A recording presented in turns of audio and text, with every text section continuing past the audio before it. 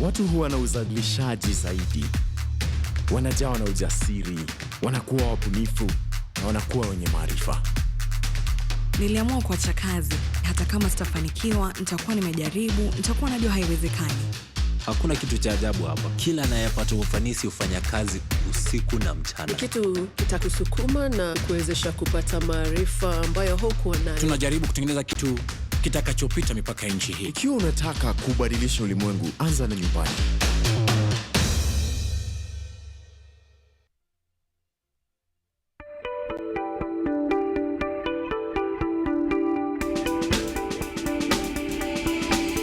We know life gets busy, but your well-being is of great importance.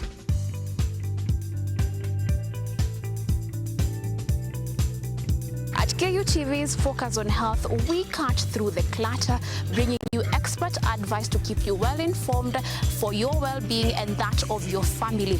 Every Thursday, 7:30 p.m., join me, Yvonne Kemuma, as we bring you health and wellness right at home.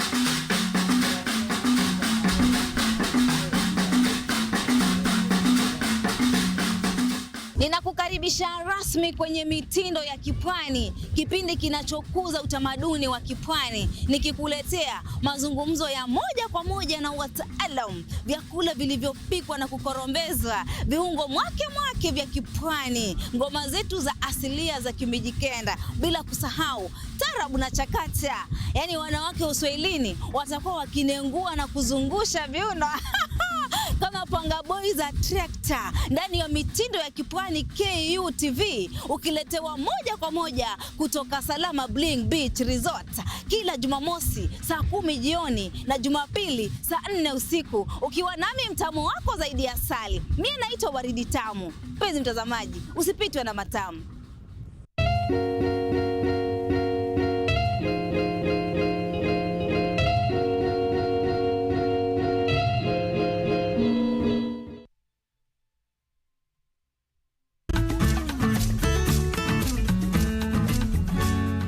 Hi, my name is Stella Tioi.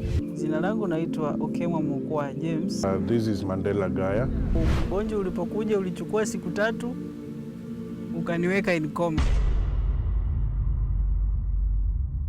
20 wamezikwa, 2 ndio wako hai.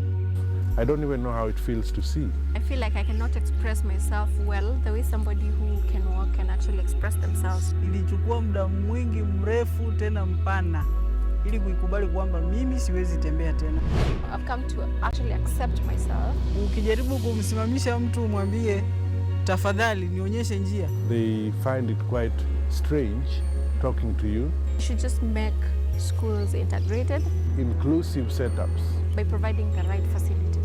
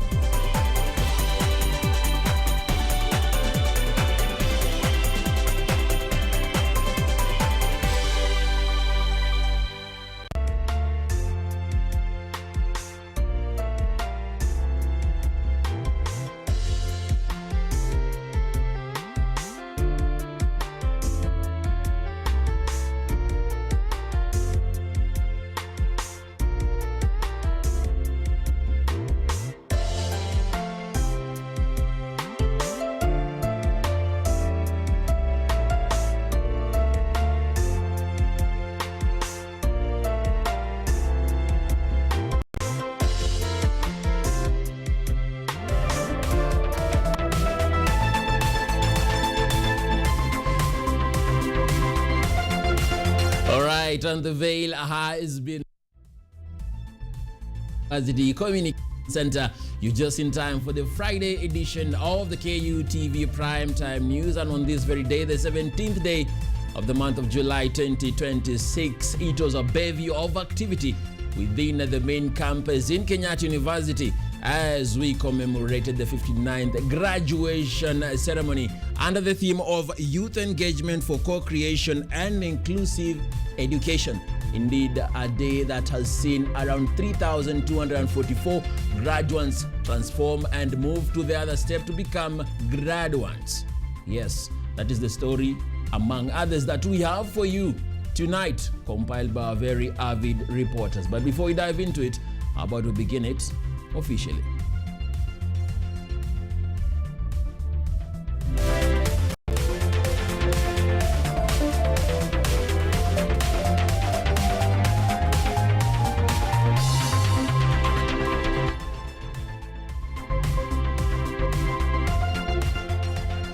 Alright, my name is Emmanuel Kutosi, and with me in the sign language interpretation is Mutava Mwangeli. Of course, you can join us on our social media handles at KUTV_Kenya across the X platform and KUTV Kenya across all other platforms. Tell a friend that KUTV is streaming live on YouTube on KUTV News. Now let's get stories tonight. Now, color, celebration, and a sense of accomplishment defined Kenyatta University's 59th graduation ceremony. From elegant decorations and colorful academic gowns to proud families and jubilant graduates, the university grounds came alive with an atmosphere of hope, achievement. Shed Mudeu captures the sights and sounds and unforgettable moments that made the day truly special. Kenyatta University held its 59th graduation ceremony at the main campus graduation square, which was the scene of a flurry of activity immersed in beauty and colorful creativity that was undoubtedly a pleasure to the eyes.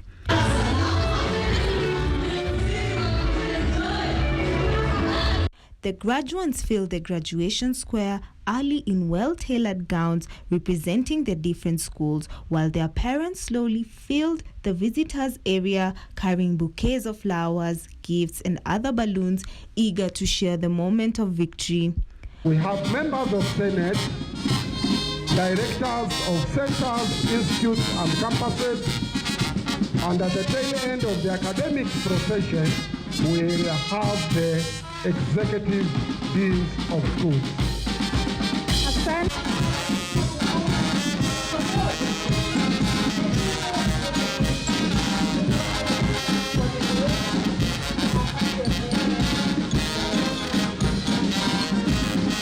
Besides the academic awards, traditional dances, songs by the school choir stoked the audience in a celebratory mood. A surprise visit from a well-known gospel artist lifting the spirit of gratitude among the graduates and parents.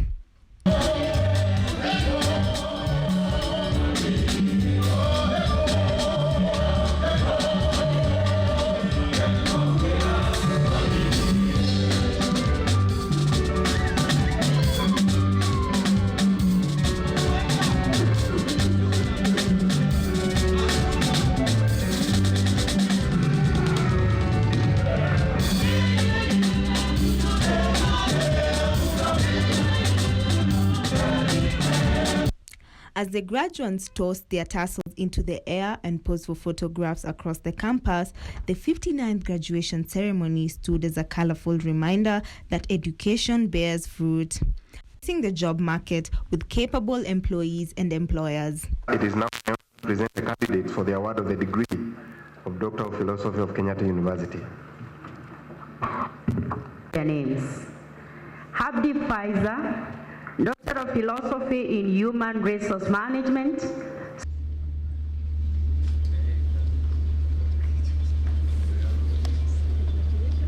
From the colorful flags to the graduates' regalia, flowers and vibrant smiles, marking the ceremony as enjoyable, beautiful to behold, and one for the books.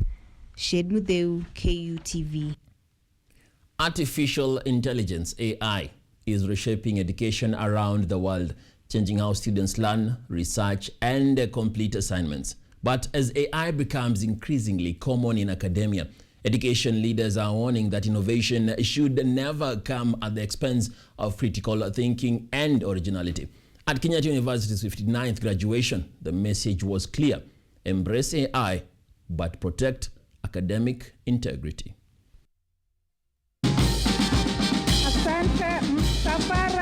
From research and data analysis to content generation and personalized learning, artificial intelligence has become part of everyday university life. But with its growing adoption comes an equally pressing concern whether technology is enhancing learning or quietly replacing it. This conversation becomes even more urgent in the era of generative artificial intelligence technologies, which are transforming how knowledge is produced, assessed, and shared.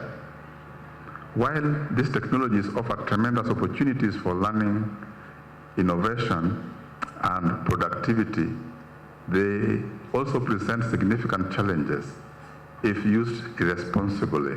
Kenyatta University Acting Vice Chancellor Professor Lokumo says universities must strike a careful balance between innovation and academic integrity. Teaching, research, innovation, and community service remains the enduring pillars of Kenyatta University's mission. Guided by our strategic and vision plan, 2023-2027, we are steadily advancing our aspirations to become a globally competitive center of excellence in teaching, research, and innovation. Professor Okomu says Kenyatta University is drawing from international best practices, including collaboration with United Nations Educational, Scientific, and Cultural Organization UNESCO, whose frameworks on artificial intelligence in education emphasize responsible, ethical, and human-centered use of emerging technologies. We continue to navigate challenging financial circumstances. Despite this, we remain focused on delivering quality education, supporting research, and maintaining the standards that have made Kenyatta University a respected institution of higher learning. The concerns mirror a growing global conversation. UNESCO warns that generative AI has created what it describes as an assessment crisis, making it increasingly difficult to distinguish between genuine student understanding and machine-generated work. We rethink funding, curriculum reform, the place of technical and vocational training, and the responsible use of artificial intelligence in learning, young people must have a voice in that process. Addressing the Graduates Education Cabinet Secretary Julius Migos Ogamba says technology should be viewed as enabler capable of unlocking new opportunities in a rapidly evolving digital economy. We are equally investing in digital learning infrastructure because the future of our education will increasingly depend on technology. Access to digital platforms, online learning systems, and the responsible use of artificial intelligence must now become part of how our institutions prepare graduates for a fast-changing world. For Kenyatta University, the future is not about choosing between artificial intelligence and human intelligence. There's a lot of competition on anything that we do. And if we slow down, it means we shall remain there down. The idea is really to invest in education. It is about ensuring the two complement each other in producing graduates equipped not only with digital skills, but with the capacity to think, question, and innovate independently. Their stock, others balance between family responsibility and studies, others carry burdens no one ever saw. Edna Nerea, KUTV, Nairobi. Now, for graduates, earning a degree was about far more than academic success.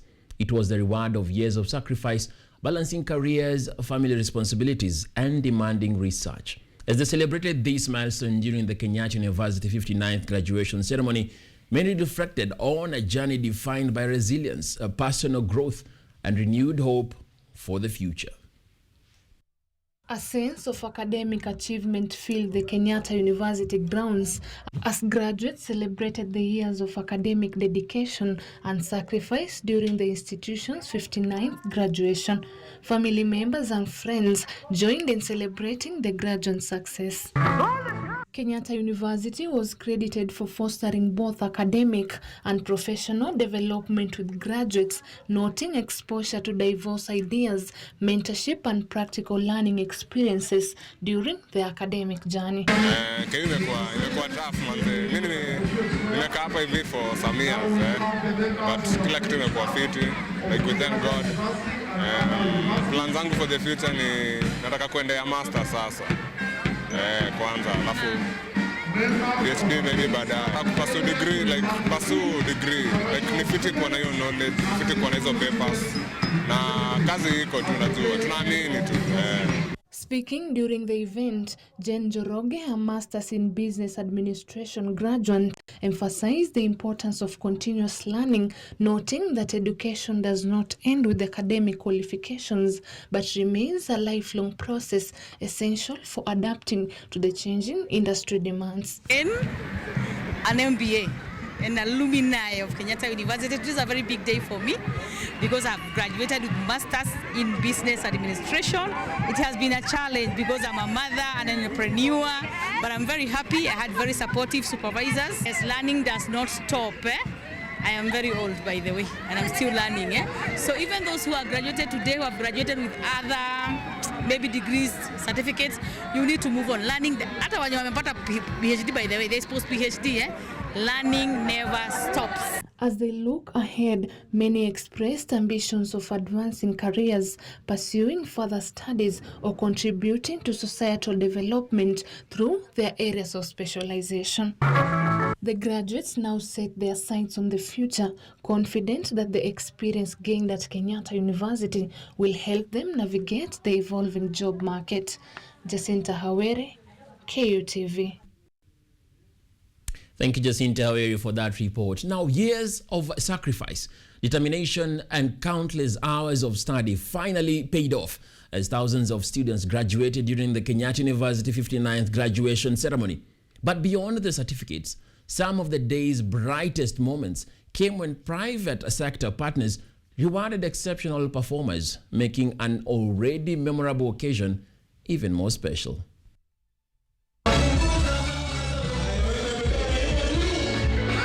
Joy and celebration marked the Kenyatta University graduation grounds Nairobi as thousands of students received their academic qualifications before family, lecturers, and guests in their 59th graduation ceremony.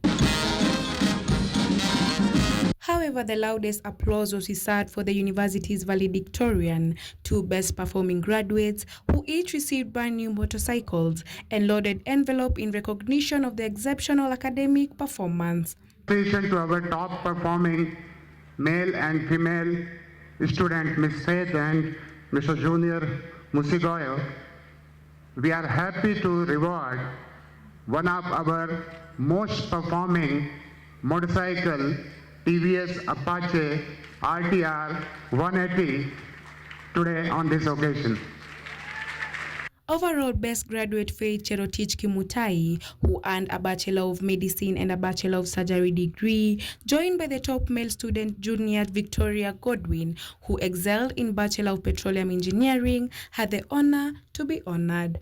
To the university management, professors, lecturers, mentors, parents, guardians, and friends who have joined us to celebrate this memorable occasion. The initiatives highlighted the importance of rewarding excellence and strengthening partnerships between universities and the private sector to support graduates as they begin their careers. To be safe.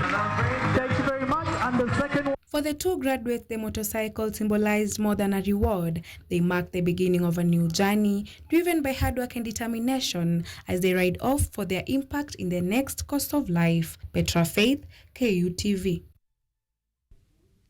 Thank you, Petra Faith, for that report. Now, the future of higher education in Kenya may dwell on deepen on innovation beyond the lecture hall. Education Cabinet Secretary Julius Migos Ogamba says universities must reduce their reliance on government funding by embracing alternative revenue streams, while integrating also other methods that are necessary to be able to grow. The question of university funding continues to be a major challenge for many public universities across the country. The greatest challenge facing university education in the contemporary world, and here in Kenya in particular, is perhaps funding of public universities. With a shrinking government input, universities have been left struggling to meet their bills, particularly the wage bill. Speaking during the Kenyatta University's 59th graduation ceremony, University Council Chairperson Professor Clara Momanyi acknowledged the need for universities to expand income-generating programs to help address funding and capitation challenges. As a council, we understand and are aware of the need to seek innovative and alternative funding sources to supplement the government capitation. To this end, we are continually encouraging and supporting the university management in diversifying its income streams to meet its recurrent and developmental needs. Ladies and gentlemen, as a public university, we continue to navigate challenging financial circumstances. Despite this, we remain focused on delivering quality education, supporting research, and maintaining the standards that have made Kenyatta University a respected institution of higher learning. The Ministry of Education, on the other hand, continued its push by directing universities to diversify their income sources and lay attention to commercial-oriented research as institutions grappled with persistent funding shortfalls. I must also be direct with our universities. The era in which an institution would depend almost entirely on the exchequer is behind us. The CS cited annual funding deficits that have left many institutions struggling with debt and delayed operations. The funding alternatives calls come beckoning, with nearly 294,000 students having successfully secured placements to join degree programs in universities, including about 220,680 students destined to join public universities. In September this year, we are preparing to admit 11,244 COOPS students, which is the highest among all universities in the country. The number is expected to rise considerably when we take into account inter-university transfers, which is going to come in our favor, and postgraduate admissions. The proposed tertiary education funding bill of 2025 is expected to provide a more sustainable financing framework by consolidating funding into a single pool for equitable distribution. Yvonne Kimuma, KUTV.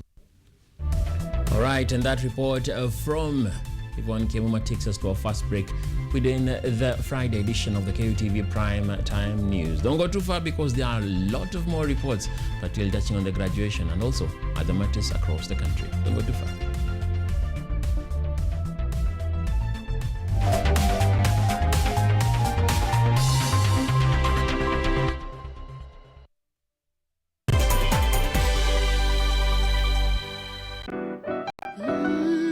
Miti miti, panda panda, miti miti. Our planet's future is in our hands. However, there is a threat to the brightness of this tomorrow.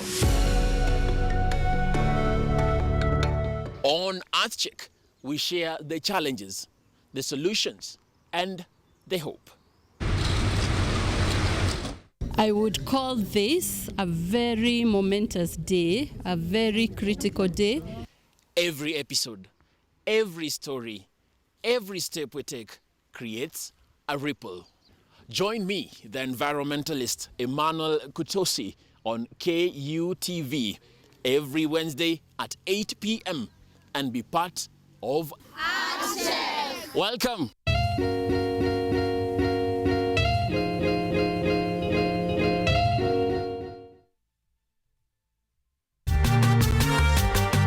Wanasema kula uhondo kwa taka matendo, na bila shaka matendo yake yakazaa uhondo. Bidii na panda shuka zake zikamfanya awe mwanga wa dunia. Pauline Care ni mwalimu wa walimu. Nilijua nilikuwa ninataka kufanya kwa kwa mochari. Nilijitolea kimasomaso, nikasema manake nimeenda shule kama wenzangu wa kiume, nitafanya kazi kadri na uwezo wangu. Inafika mahali ile game yenye umesema hiyo ndio unaenda kugive up na uachane na boxing, ndio unapata WBC. Fahamu mwanamke huyu kwa utendeti zaidi ukitazama kipindi cha Mwanamke Mwake Mwake.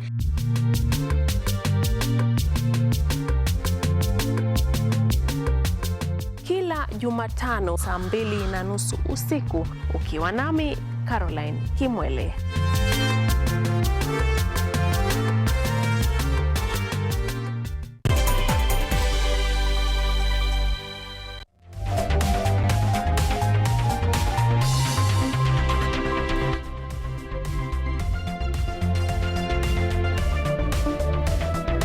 Welcome back to the Friday edition of the KUTV Prime Time News. Within the day when we look back on the after a period of challenges on various aspects across the country, Kenyatta University students and graduates were commended by the university for maintaining peace and ensuring that there are no issues that are coming in conflict across them and the institution.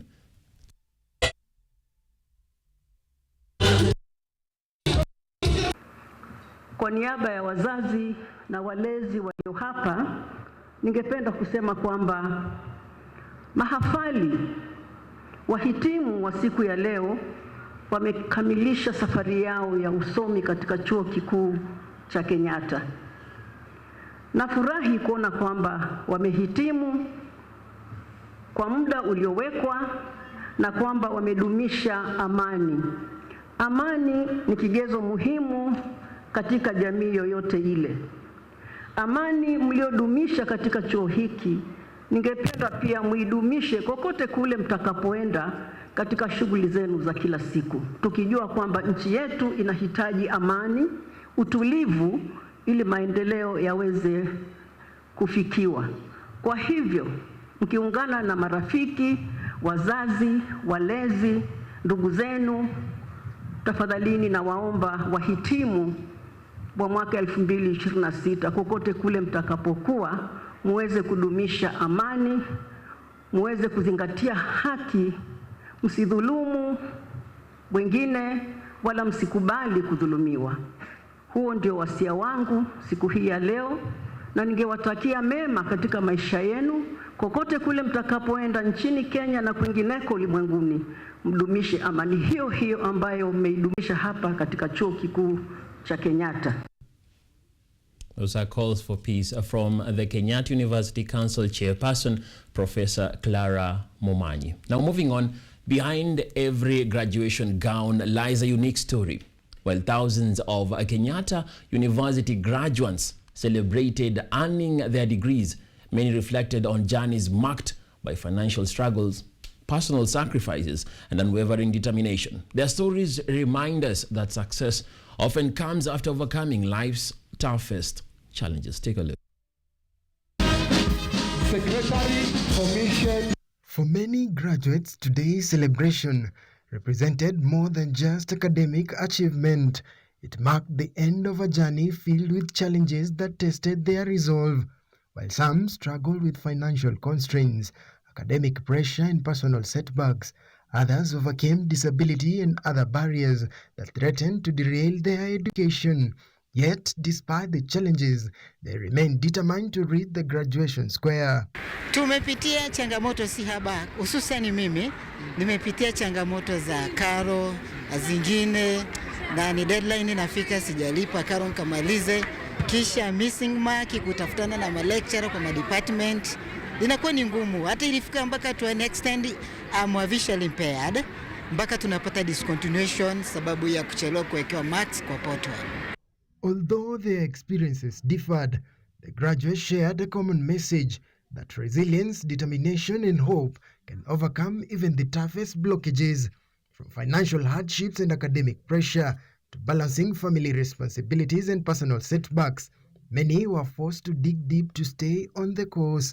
For some, resilience meant refusing to give up despite repeated obstacles, proving that determination can often be the difference between abandoning a dream and achieving it. I'd say it's been tough, especially engineering. Engineering is a bit of a technical course, so a lot of reading, long nights, hard exams as well. Vitu mingi pia because COVID is the time we were in school for a while and we came back trying to adjust all that stuff and we ended up managing it okay, so I guess it was hard as well. The road to graduation was not walked alone. Behind many success stories are parents and guardians.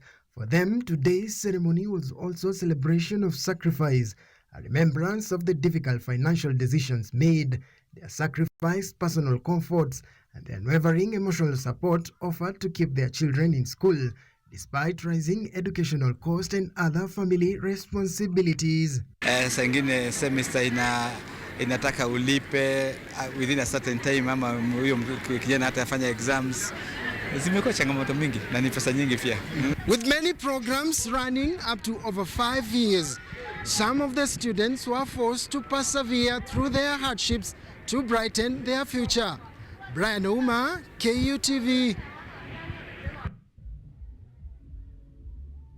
Thank you, Brian Uma, for that comprehensive report. Now, for doctoral graduates, graduation marks the culmination of years of rigorous research, perseverance, and academic excellence. At Kenyatta University's 59th graduation ceremony, the new PhD holders celebrated a milestone that not only transforms their lives, but also strengthens Kenya's capacity for research, innovation, and national development. Doctoral graduates gathered at Kenyatta University to celebrate the successful completion of years of advanced studies and research. The ceremony highlighted academic dedication, with graduates expressing optimism about using their knowledge and expertise to contribute to national development, innovation, and growth in their respective professions. Speaking during the event, the postgraduate graduates expressed their joy after years of struggle and dedication to their studies to realize new facts. Being in teaching profession, I am going to use it right away, because I am interacting with the people who need it, whether it is in the high school, because I'm a high school teacher, whether it is in colleges. It is going to help me support students. A total of 76 graduates were conferred with doctorate degrees during the 59th graduation ceremony, representing a high achievement rate, as it has been revealed that only 20% of those who begin their journey actually manage to graduate. I have taken more than 5 years because at one time I had a missing mark. And I followed that missing mark for so long. The missing mark now I upgraded to a pass. And you know, in a master's you cannot graduate with a pass. Highlighted as the highest level of education that bestows upon a graduate, the title of Doctor, the PhD, is spotlighted as the beginning of using research to solve societal challenges alongside generating innovative development strategies. In this regard, we are strengthening the support for research commercialization so that knowledge generated in our universities can move beyond academic journals into industry, into enterprise, and practical solutions for national development. Research must increasingly become a driver of job creation, innovation, and economic growth. As a hub of education, Kenyatta University aims to foster solutions and remedies for emerging challenges in the country, across the continent, and globally, by enhancing the capacity of graduates like these who are empowered to make a unique contribution to the society. Edward Nyamo, KUTV. Now away from graduation matters to matters of economics, where despite the ongoing global economic uncertainties, the National Treasury says Kenya's economy remains resilient. Treasury Principal Secretary Dr. Chris Kipto says government interventions have helped stabilize inflation, strengthen the shilling, and restore investor confidence, while assuring Kenyans that the country is well prepared to withstand emerging global shocks. In the last 3 years or so, we have worked very hard to to stabilize the economy. Inflation had come as low as almost 2.7, but still went back to around 4.4. We have stabilized the shilling, as you are aware. Our reserves over the same period have grown.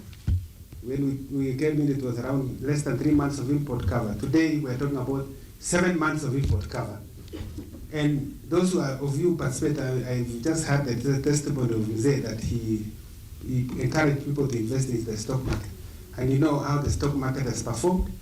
If you had invested in the stock market, you clearly have more than double your investment. Because investment, the growth in the NSC in the sector has done well. And now to the by-election of the month. The Olkalau by-election may be over, but the political debate surrounding it is far from settled. While DCP candidate Samuel Waweru Kamau emerged victorious, the poll was marred by incidents of violence, including attacks on journalists, even as the opposition celebrates the outcome. Some ODM leaders insist that the result should not be viewed as a broader measure of the country's political landscape.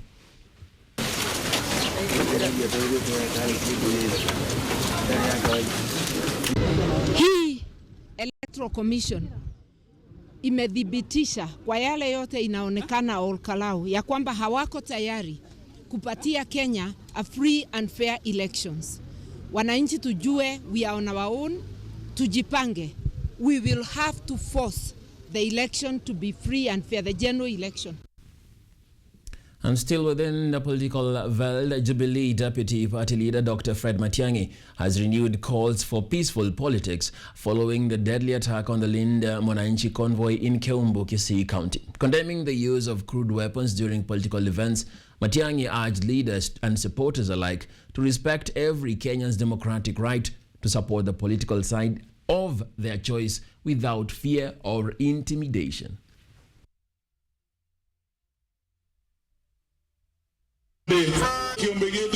Hatuna shida na mtu yeyote, viongozi wetu waelewe wote. Hata kama hatuko kwa chama moja, sawa, sisi ni demokrasia. Hata kama wewe unataka kuunga mkono serikali, sawa, hiyo ni haki yako ya kidemokrasia. Lakini kumwaga damu, hapana. Kuua watu, hapana. Wazao matari boyko. Kupeleka mishale kwa mazishi ya watu, hapana. Kwa sababu tangu ile maneno tulifanya, tangu ile maneno ya jana, maneno ya juzi tukiwa na by election ya Nyamira, tuko na mpango, we will protect. Sisi tunajua vile tunafanya, na nitawaambia wale candidates wako vile tutajipanga. After the closely watched Olkalau by-elections in Nyandarua County, President William Ruto hosted grassroots leaders from Bungoma and Makueni counties on development and government programs. They also carried clear political significance as the president continued efforts to strengthen grassroots support ahead of the 2027 general election. I don't know if you know my... Usikuwe na wasiwasi. Relax. Hii siasa, sisi ndio mafundi wa hii kitu. Hii siasa tunajua kuitengeneza siasa vizuri. Hapa mbele sasa kiwanja itakuwa wazi. Kujenga inahitaji akili. Kubomoa hata mtu mjinga anaweza kufanya. Nyie mnanielewa? Nasikia watu wengine wanaongea, viongozi wengine wanasema kila mtu anaweza kujenga. Kila mtu anaweza kujenga stadium. Sijui kila mtu anaweza kufanya affordable housing. Mimi nataka niwaambie, kama ingekuwa kila mtu ingekuwa imejengwa mbeleni. Kujenga inahitaji akili. Kubomoa hata mjinga anaweza kufanya. Nyie mnanielewa? That is what I'm telling you. Ndio unaona kila sehemu ya Kenya tunajenga. Hamukukuwa na stadium Bungoma, si imejengwa? Si affordable housing inaendelea?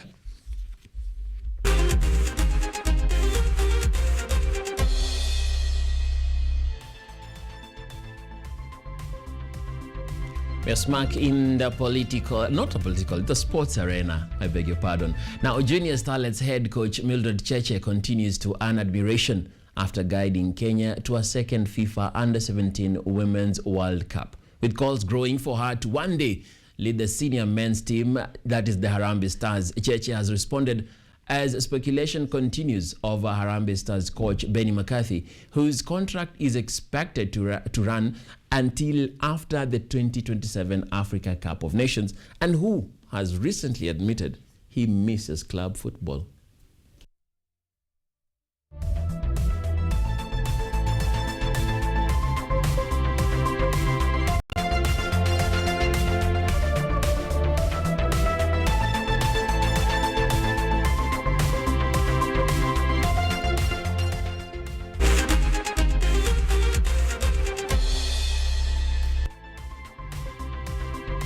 Minutes past the top of the hour, and it's that time to wrap it up for the Friday edition of the Kutv Prime Time News on the 17th day of July 2026. A day that will be stuck in the memory of many who were able to graduate within the main campus in Kenyatta University. 3,244 of them moving on to various fields in their lives and getting those milestones. Of course, it's also joy for parents, joy for all those who have been able to witness them through the journey. And it's also a call that even in the celebration, still to take it with caution so that we do not lose the benefits that we've been able to gain after so much struggle. So as you celebrate wherever you are, celebrate with caution, safely, and also remember tomorrow is a day that we need you and the knowledge that you've been able to be edified with.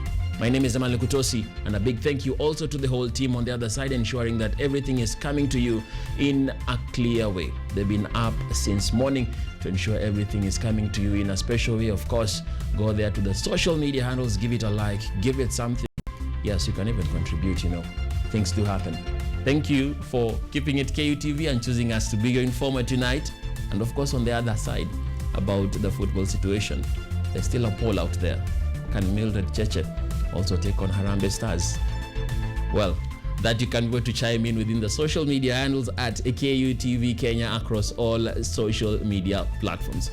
From me, Emmanuel Kutosi and Mutava Mongeli on the sign language interpretation, it's good night, sweet dreams, and see you on the other side.